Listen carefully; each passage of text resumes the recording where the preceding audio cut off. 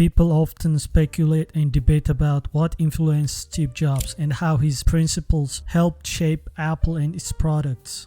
Apple is one of the most influential companies in the world, known for its innovative and elegant products such as the iPod, iPhone, iPad, and MacBook to name a few. The tech giant's design language has been praised by critics and consumers alike. It has helped to make Apple one of the most successful companies in the world. But behind Apple's success lies a deep connection with Japanese culture, history, and aesthetics.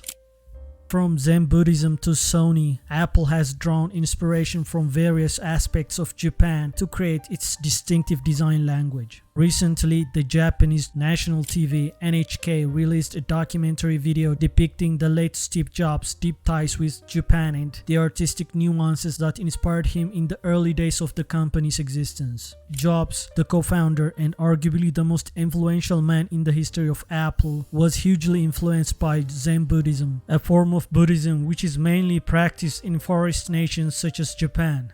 After adopting Buddhism, Jobs found a spiritual mentor in the Niigata-born monk Kabun Chino Otogawa. In the early days of Apple, Jobs even considered leaving the company to become a Buddhist monk. It's only after he was persuaded by his mentor to stay at California and find his own path in life, he decided to pursue his ambition in positioning Apple to the forefront of technological innovation and design. Jobs expressed interest in Japan early in his life. He collected a considerable amount of Japanese arts, which includes 25 woodblock prints by famous Japanese artist and printmaker Hasui Kawase. One notable example that showcased Jobs' early inspiration of Japanese artistry was his personal print of Goyo Hashiguchi's 1920 woman combing hair, which was featured prominently in the marketing materials for the first Macintosh.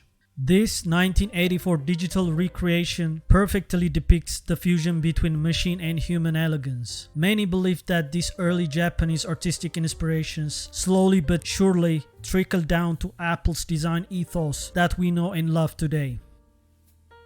Another major influence of Japan on Apple was Sony, the Japanese electronics giant that pioneered many innovations in the industry. Obsessed with Sony, Jobs zealously collected the company's marketing materials. Upon the death of co-founder and chairman Akio Morita, Jobs eulogized by saying, "While he was leading Sony, they invented the whole consumer electronics marketplace." Jobs admired Sony's co-founder. He visited Sony several times to exchange ideas and learn from their practices. He was impressed by Sony's products such as the transistor radio, the Walkman, and the PlayStation, which were small, powerful, and user-friendly. He first wanted to call the iMac the Macman in homage to Sony's Walkman. He also liked Sony's uniformity and consistency in their branding and design. He even adopted Sony's signature black mock turtleneck as his own personal uniform after seeing Sony employees wearing them. Jobs wanted Apple to emulate Sony's excellence and creativity in making products that people love.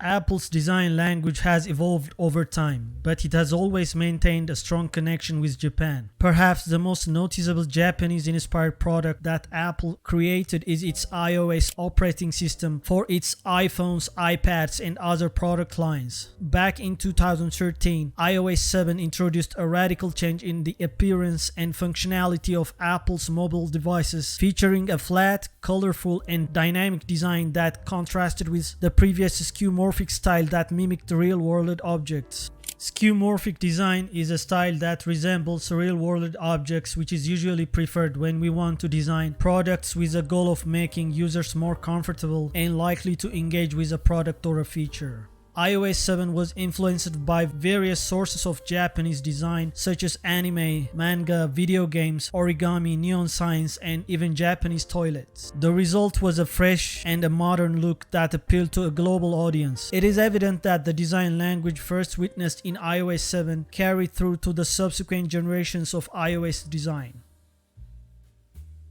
Apple's design language is not only a reflection of its own vision and values, but also a tribute to its Japanese influences. By learning from Japan's culture, history, and aesthetics, Apple has created products that are both beautiful and functional.